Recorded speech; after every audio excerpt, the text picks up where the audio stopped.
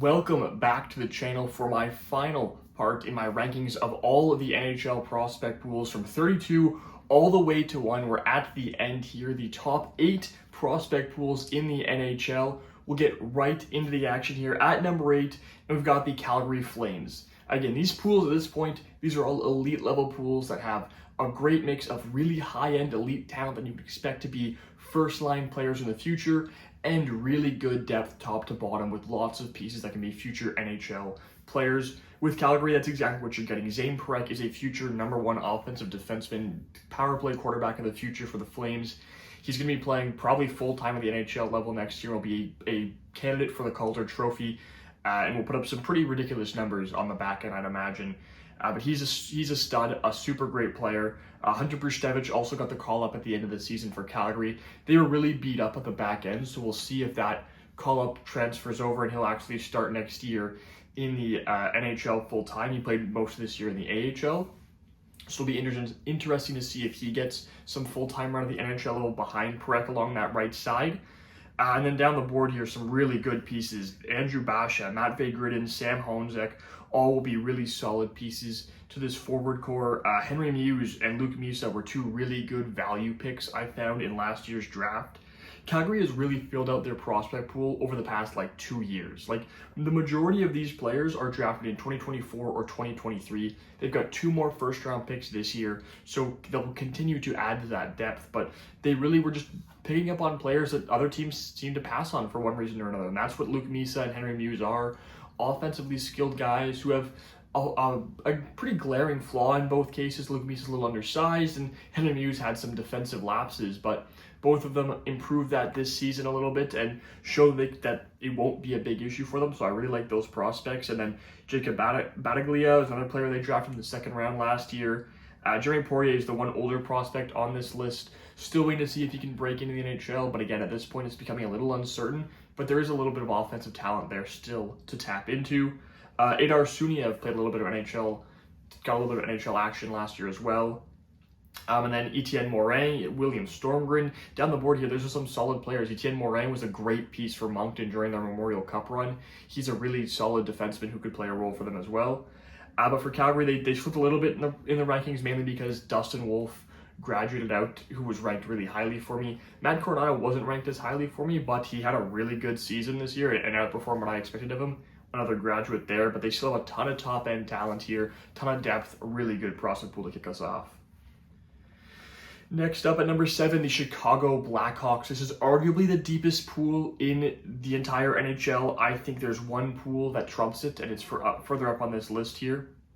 But this is a really, really deep pool. Obviously, the top, Artem Levshunov, you can debate whether that was the right pick or not, but whether it was the right or wrong pick at number 2 overall, Levshunov's an amazing player and a super talented piece who's a part of that amazing looking decor of the future for the Chicago Blackhawks. He looks really solid. Oliver Moore played a little bit of NHL action this year. He looked pretty decent, probably be a good middle 6 center, maybe move to the wing to use his speed more in a scoring way and not forced to play in those gritty areas, which it's a struggle for him at his size. But he's got tons of talent and is a super elite skater. Sam Rinzel had a major breakout season this year, played a bit for the Blackhawks and fit in perfectly. He looked really, really good. He should be a full-time NHLer next year, along with Levshunov. But those two paired up with the likes of Alex Vlasic, if Kevin Korchinski can find his game, Ethan Delmasher further down on this list, a solid piece. Nolan Allen's a solid piece. They have some really solid defensemen to build on for the future of this franchise. So they got some promising stuff there. And then Nick Lardis, another guy with a massive breakout this year, 70 goals in the OHL, one of very few players to accomplish that feat. And that's not a fluky thing to do. You can't score 70 goals on a fluky year. That's a super impressive thing. And Chicago looks like they've got a steal there with their 3rd round pick from last year in Nick Lardis, or in 2023, 3rd round pick Nick Lardis. He looks really, really good. I mean, that's a perfect player to add to your team. Sasha Boisvert had a bit of an up and down year at North Dakota. He transferred over to BU though this year. He'll be playing for the Terriers in the NCAA next year. We'll see if that changes his projection a little bit. Merrick Banneker, the other 1st round pick from last year, another solid piece. Wasn't a big fan of these guys getting at the spots they got drafted at, but they both should be solid pieces in the future. They got a good tandem for goaltending. I mean, obviously you have Spencer Knight, who showed some real flashes for you at the end of the year last year. But Drew Commesso and Adam Gajan both project to be NHL caliber goalies, which will be really solid for them. Ryan Green played some NHL action. He's a decent middle six option as well down the middle. Ethan Del Mastro, I think, is a good bottom of the bottom pairing shutdown defenseman, big physical guy. And then one of the honorable mentions here, Roman Kanserov, is really solid as well. The Russian prospect put up some pretty good numbers in the KHL these past few years. So, there's a lot of depth here. And, even Jack Pridham, Colton Dach, those are guys that you could see maybe playing some fourth line roles for the Blackhawks in the future. Like this team has got tons of depth in their prospect pool and has a good top end piece in Artem Lezhunov. This pool, though, it'll have a top end pick in the third overall pick. Who knows what it'll be? Maybe they'll play at the NHL level this season. And in that case, this pool is going to take a major hit this season.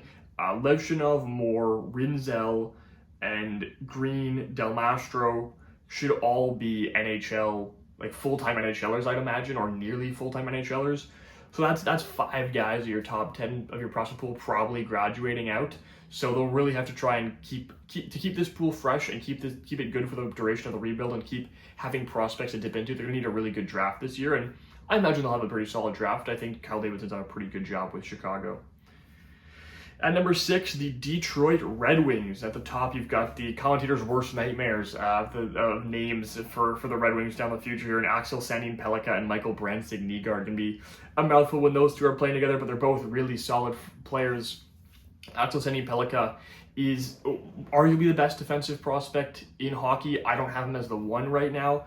I have him, high up there. He's definitely high up there. He's a top 5 prospect in all of hockey. I've got him at 3 overall, 2 to one other defensive prospect who we'll get to later in this video. But Sandin-Pellikka is a super, super impressive looking offensive defenseman. He had an amazing season this year, showed out at the World Juniors, was the best player at the tournament. I can say that with confidence.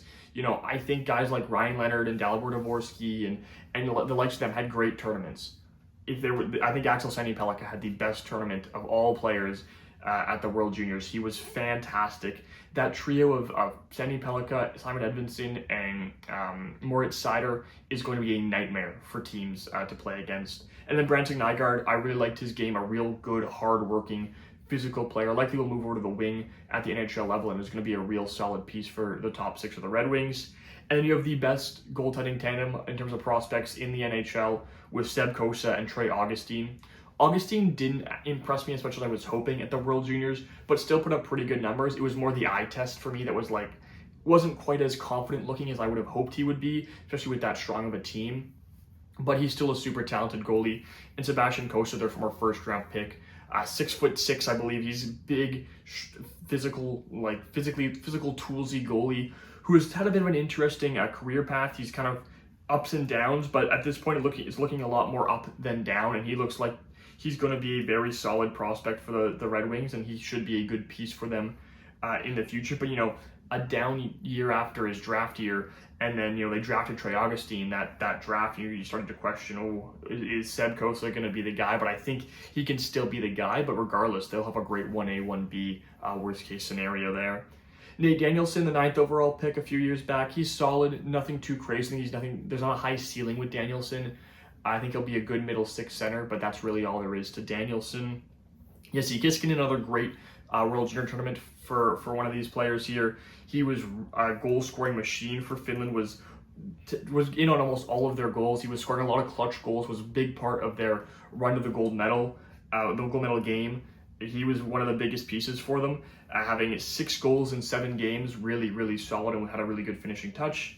Dmitry Buchelnikov, Russian prospects, had a pretty good season as well. Andrei Beher, Max Plant, decent players down the board here, nothing too crazy. I'd say Chicago's pool is definitely deeper than Detroit's. The difference here is Detroit's top-end talent is unbelievably good Sandin-Pellikka is the best prospect among those two teams, and then Brandstig-Nygaard and Kosa and Augustine. The goalies really help separate Detroit above the 2 teams below them. And this is prospect pool, another pool that I honestly, when ranking it, I expected it to be a whole lot lower, just because Edvinsson and Kasper had graduated, and this team has kind of not been a a full rebuilding team for the past few years. It feels like their prospects should be up, but it makes sense that these guys still aren't up. They weren't ready, and they will be ready in a few years and will be really talented. But I was a little surprised at how high I had them ranked, but it's a worthwhile ranking that they very much are deserving of. At number 5, into the top 5, and we get probably the most shocking team to be this high, maybe the biggest riser, the second biggest riser for my rankings from last year to this year, as I personally did them, and that's the Washington Capitals, moving up 12 spots to number 5 from where I had them ranked just in my own time last year. And it's because they had breakout seasons galore. I mean, some players you just wouldn't have projected to have massive years, had massive years, similar to the Capitals' actual team. You know, they had a bunch of players overperform their expectations on the NHL roster, and their AHL players, or their prospect players, did the exact same thing. You'd be tough to find a better trio of future prospects than Ryan Leonard, Cole Hudson, and Andrew Cristall. Leonard going to be playing at the NHL level all next year. He didn't have a great showing when he got called up this year, but a really talented player who plays a really good physical style. I think a good full training camp in Washington with the likes of, Ovi, and I think he plays a similar style to Tom Wilson. Not quite as strong as Tom Wilson, not quite as much of a fighter as Tom Wilson, but he really likes to get under the other team's skins. And as a Penguins fan, I'm going to absolutely hate watching Ryan Leonard play hockey over the next 10 years, but he's a super talented player and has a lot of skill. But I mean, even as a Canadian fan watching the juniors, I hated watching him play hockey. But if you're a Capitals fan, that's something you want to look forward to. That's a good thing to have on your team. The Matthew Tkachuks, the Brady Tkachuks, the Tom Wilsons. That's what my Ryan Leonard is. Lots of skill there. Cole Hudson, shocker. I mean, shocker. Come on. I don't know how this kid slipped so far to the second round. Everyone saw Lane slip to the second round. Oh, he's got the size concerns. Who knows what he's going to do? Cole Hudson was almost the identical player. Size concerns, super smooth skater, really good offensive bag. And teams saw Lane Hudson's development and saw how good he was heading into his rookie season. And they're like, nah, we'll still let Cole Hudson slip. Washington snags him up, and he goes on the exact same trajectory. The moment after he gets drafted, his draft year +1, goes on a tear, was probably the second best player at the World Juniors, in my opinion, after Axel Sandin Pellikka. Super good offensively, just absolutely dominated every time he was on the ice for the USA. I mean, come on. We saw what Lane Hudson did at the NHL level this year. The size is not a concern when there's this much skill on the table, and Cole Hudson is going to be a great NHL player.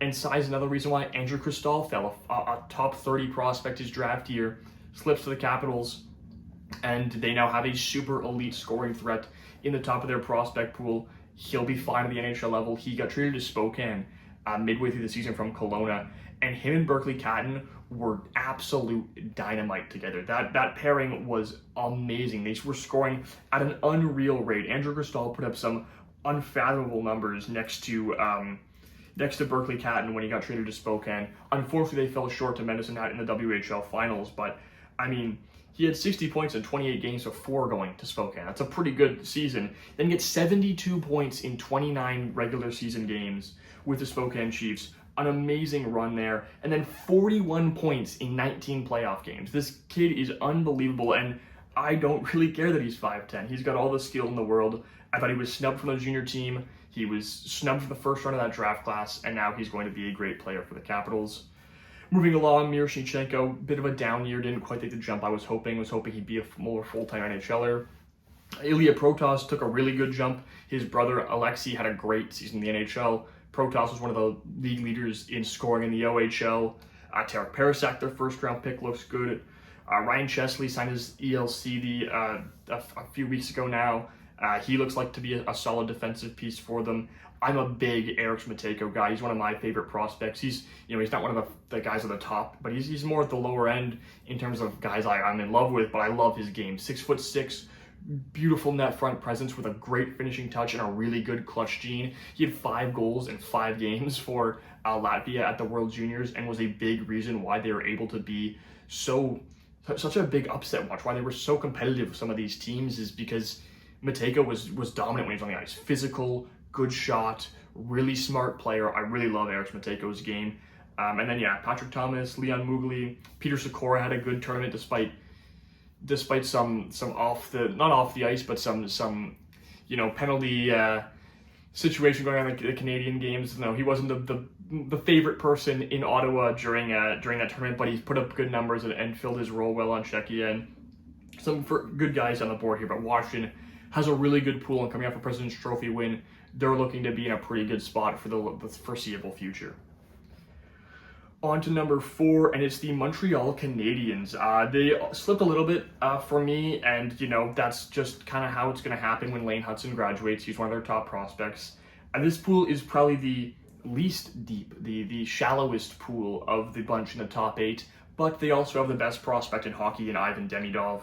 An absolute stud. We saw what he did when he came over. His first career game, he was taking over. I had to watch that. It was a must-watch game before he knew what he was going to do. And you saw what he was going to do, and you're like, oh my God, no disappointment here. He looks phenomenal. He's going to be an absolute monster. I'd pencil him in as my Calder pick right now. It'll be a good race. There's a lot of really good candidates heading into the season next year.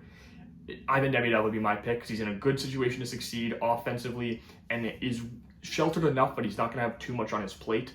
And he's on a good enough team that he should be playing meaningful hockey. Jacob Fowler, one of the top goalie prospects in the league, had a great year for BC, came over for Laval for their playoff run, and it was also really good for them. Immediately took over as the starter. He looks to be really good. He should be close to NHL ready soon with the way he's developing. David Reinbacher's had some injuries, had some ups and downs, a better season this year, but still some question marks on his game. Michael Hage, their first-round pick, one of their first-round picks, the later first last year, really promising year at Michigan. Michigan wasn't a powerhouse as they typically are, but he still had a really good season and produced pretty well. Owen Beck, he's a solid piece. Logan Mailloux, solid offensively, but his defensive lapses are pretty rough on that side of the puck. He's sort of like a toned down Lane Hutson. He's not as good of a skater. He's a little bigger, not as good offensively, but because he's not as good of a skater, his defensive mistakes are a lot more amplified because he can't recover in time. I was watching a few clips of him in the AHL playoffs against teams like Rochester and Charlotte, and he was kind of getting worked on some of the fast break opportunities. But there's a lot of potential there, and he played at the NHL level and wasn't really, he didn't look as bad at the NHL level, honestly, from what I saw, as it did at the AHL level, so maybe it just wasn't a good set of games for him, but there is still promise there. Josh Waugh is pretty solid. Oliver Kapanen had played a little bit at the NHL level, but this pool, like I said, it's not as good down at the bottom as some of the other ones are. It just has Demidov, and Jacob Fowler is one of the best goalie prospects, so it's easy to see why their prospect pool is still so high. But after this year, they do have 2 first-round picks, but I'd imagine Demidov will graduate. Reinbacher will probably be a graduate soon. I'd imagine Beck and Waugh start to get more consistent NHL run time, and maybe Mailloux too. So this pool is another one that's going to probably take a bit of a hit, and as it should, is they're going to try and shift over to the more competitive team that they can be, as they showed they should be this year with a good season for Montreal. At number 3, it is what I consider the deepest pool in the NHL. That's the Seattle Kraken. There's an argument for any of these 3 teams to be the best pool in hockey in my eyes. I am a big fan of the Seattle Kraken pool. And like I said, deep, deep, deep. There is so much depth here. Berkeley Catton, I mentioned him with Andrew Cristall, absolute stud. I was a huge Berkeley Catton fan heading into the draft in 2024. But I remember I gave him a bit of a rough grade on the pick for Seattle because I didn't like the fit. I didn't like that Seattle took another centerman, which I still stand by. They probably should have gone with like a Zeev Boyum or a Sam Dickinson there. But regardless, they have an elite player here. Berkeley Catton is an absolute monster offensively. He is their future 1C. He's their future centerman down the middle on the first line for the next 10 years, which is really a showing of how good he is. When Shane Wright had a good breakout year, and Matty Beniers is still an amazing player, but those two will be second fiddle to Berkeley Catton, in my opinion. I think Berkeley Catton has all the skill in the world. He's going to be a big leader for Canada at the World Juniors if he doesn't make the NHL roster for Seattle, but I imagine they put him down in the dub for one more year. He doesn't really need it, but I just don't think they need him, so it's a bit of a weird spot for them, but I'd like to see him be the true leader for that Team Canada team next year. Offensively, Carson Rakoff and Jaeger Furcus are 2 amazing scoring wingers who have had some really good seasons, and I project them to be pretty good players. Jaeger Furcus had a really good WHL season heading into this year. Wasn't quite putting up crazy numbers at the AHL. Didn't have an amazing AHL season. He only had 36 points in 69 games, but he was one of the youngest players in the league, so You can cut him a bit of slack there. He'll find his game eventually. I'm not too worried about him. And Carson Raykoff, he played this year for Kitchener and got moved around a little bit. He played for Brampton, Kitchener last year, Brampton this year, and was really good alongside the likes of like Porter Martone and Luke Misa. And then he'll play at Coachella Valley next year. I think he was really underutilized and poorly utilized at the World Juniors for Team Canada, because Carson Raykoff, really good, physical, big guy who can play a hard, in the corners, just grind you out kind of game, but has an elite scoring punch that Canada really could have used with a really good shot. So I was really shocked to see his usage. It was really disappointing to me. Not because of the player, because I think the player fit well. It was more the way that Dave Cameron used him, which disappointed me in Dave Cameron. Edward Shala had a great World Junior tournament. He had a good bounce back year this year, really promising prospect who's looking to live back up to his first round potential. Yanni Neiman had an amazing year for Seattle this year. He showed out at all levels for the Coachella Valley Firebirds, and then for Seattle when they called him up to the NHL level. He played 12 NHL games, had 6 points. His first few games, I think he had those 6 points. So he looked really good. 44 points in 58 AHL games as well to go along with it. Nicholas Coco looks to be a solid goaltending prospect. Lucas Dragicevic is a good defensive prospect who's got a really good offensive game. Clark Caswell, undersized forward, but has a ton of skill, offensive punch. Oscar Fisker Molgaard is a really solid prospect. I really am a big fan of his game, the Danish forward. He played a decent role on the World Championship team for Denmark this past year. That team that upset Canada in the quarterfinals. He was a part of that team. Nothing too crazy in the tournament, but he had 7 points, pretty crazy, not crazy, but 7 points in 10 games for a prospect of his stature, for a player of his age at a tournament like that. Some impressive showings from him. I think he'll be a good piece for Coachella Valley next year. Ty Nelson's a good prospect who could play in the NHL in the coming years. And then, into the honorable mentions here, these guys are all, in my opinion, could all be, NHL caliber players. They're not going to be elite players, but Kim Sardin's a really solid goaltending prospect. David Goyette I had in the top 150 last year. Julius Miedinien, Caden Price, Ryan Winterton, Vilja Ottavainen. Some really solid players here that are going to be solid pieces. And that's why I say this is the deepest pool in the NHL, is a lot of these guys beyond like Yanni Neiman are a little more of that, we'll see what kind of role they play. Probably won't be anything too major, but they are still probably NHL caliber players in the future. So doesn't have the depth at the top end of the board. Has a good top end guy in Berkeley Catton and some good top end pieces in Raykoff and Furcus. Doesn't quite have the depth at the top end, but just purely on terms of how much NHL talent this pool is probably producing, it's going to be up there, and it's going to probably be the most in the league from this year.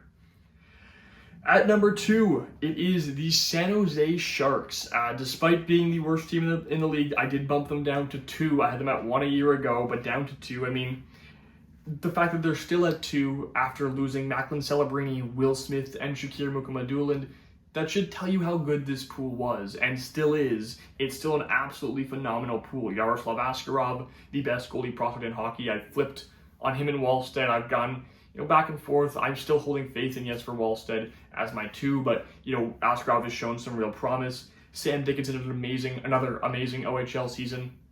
I still do have some question marks about his decision making under pressure in his own end, and some of the moves he makes in his own end. We'll see how that transfers over. He'll likely be an NHLer starting next year. I don't see why he would go back to London for another year. They won the Memorial Cup. He has nothing to prove there. He should play at the NHL level. Quentin Musty, really good. Igor Chernyshov, again, another player. Why would he slip? The Sharks have done sort of a similar thing to some of these other teams here. They don't overthink it. They don't try and outthink the draft and over GM it. They just take the best player, and that's what Igor Chernyshov was at that spot. And he's looked super impressive. Had an amazing stretch in the OHL when he came over. It was a weird year for Chernyshov. Bounced around a few different places to try and find a spot after leaving the KHL, but ended up in Saginaw. 55 points in 23 games after coming back, or coming to finally getting to play. He was amazing there, so I don't doubt to see anything different in San Jose for the Barracuda this upcoming season. Kasper Haltunen, wicked shot is the best way to describe Haltunen. It's really just like, he's a good physical player. He's got good size and has some good other pieces to his game, but his shot is what makes him an elite player. I think he's got an NHL-ready shot already. I mean, watching London, the Memorial Cup, you could tell their offense, the way it was built on the power play. They just cycled around. They had the 4 guys on the right side of the ice, cycling around, moving the puck, trying to find an opening, and bang, Halton. It was just, they cycled around to find the opening until Halton was open, hit him with a pass, fired a one-timer, bang, one-timer. If the one-timer wasn't clean, Halton would take it, give it back, and line back up for another one-timer. It was just, it's an elite shot, and it's such a dangerous threat. He's going to be a really good weapon on the power play for San Jose.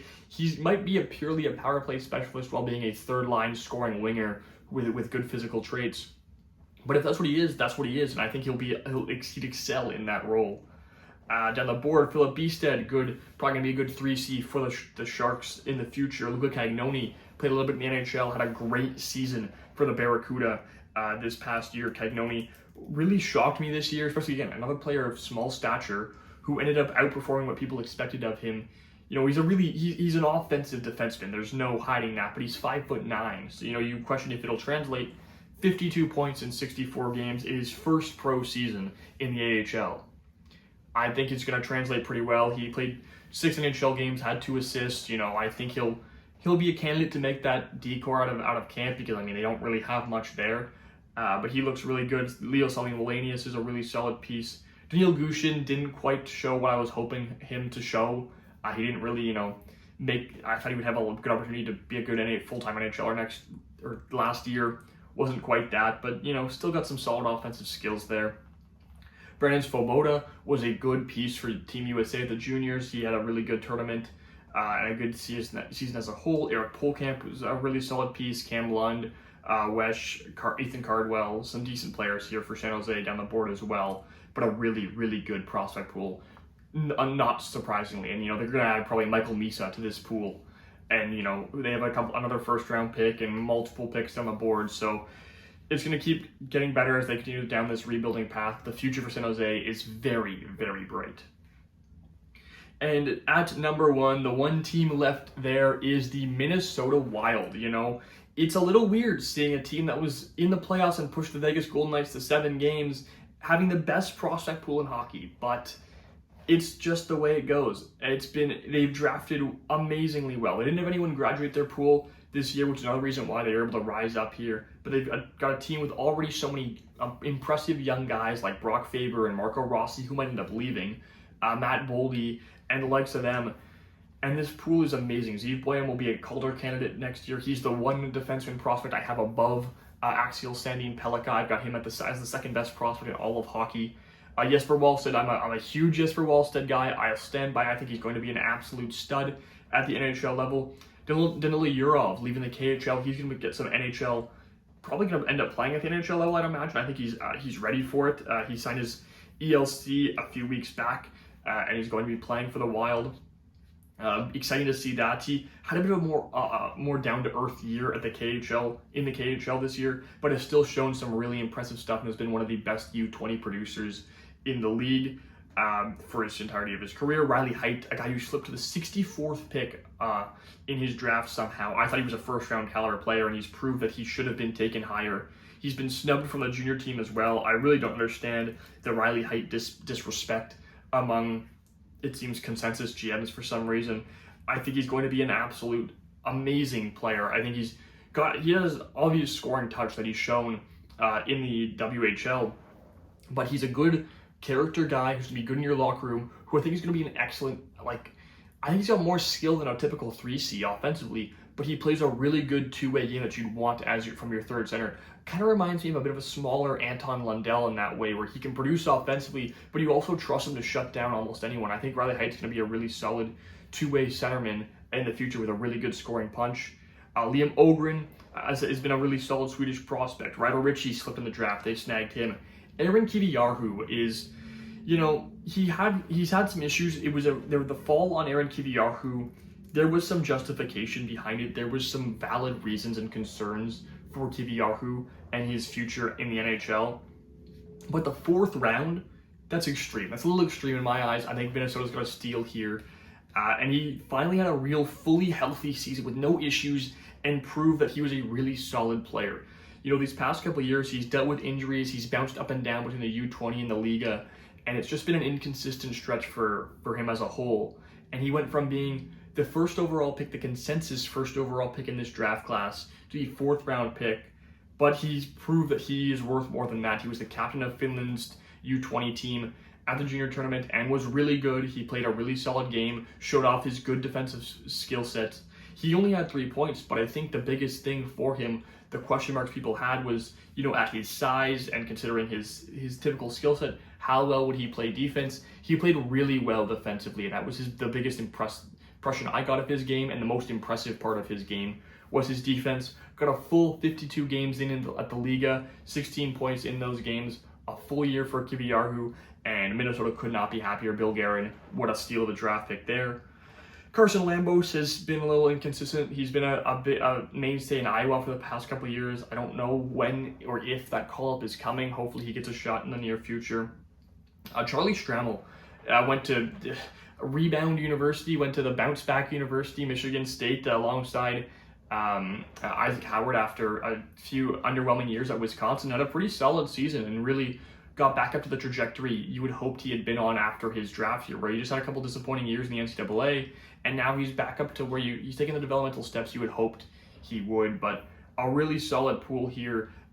Decent pieces like Rasmus Kumpalainen and Sebastian Soini on the honorable mentions. Some really solid pieces all around. But really, this pool has the second best prospect in hockey, the second best goalie prospect in hockey, and some really good high-end talent, some good depth as well.